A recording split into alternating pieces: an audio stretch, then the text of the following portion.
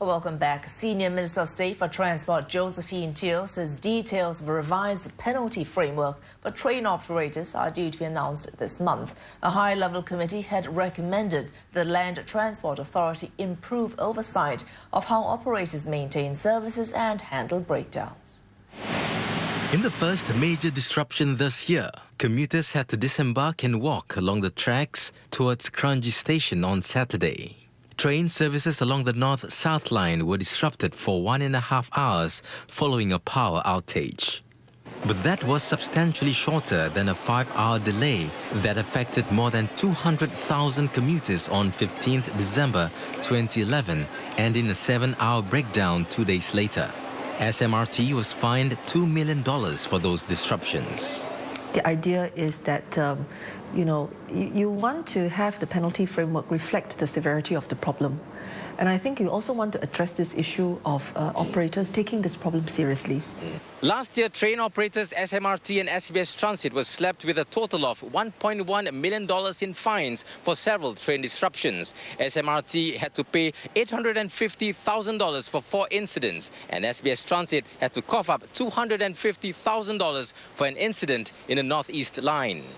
LTA intends to peg the maximum fine for a disruption to a percentage of an operator's annual fare revenue for the affected line. The current cap is $1 million per incident. What about the lost productivity?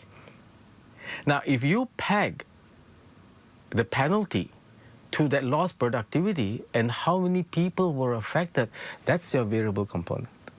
So you could have, well, if you don't deliver, this is the fixed fine. But if it affects 50,000, 100,000, 150,000, then you will have to pay the variable cost. Recently, LTA said operators SMRT and SBS Transit will increase the number of train trips per week by more than 1,000. As trains are expected to arrive more frequently, the revision of the penalty framework is seen as timely to ensure the train system's reliability.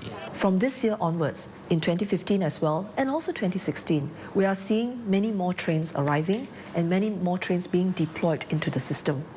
Now, when you have an expanding system and you are running more train services, the reliability issues become even more acute.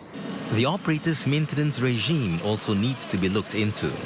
Engineering works can only be conducted after the service hours. And so which means on the daily basis, they only have about maybe 4 to less than 5 hours to do the necessary engineering works.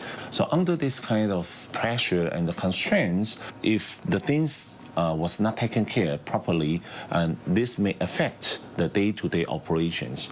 Under the revised penalty framework, LTA is expected to adjust penalties for failure to comply with operating performance standards and codes of practice.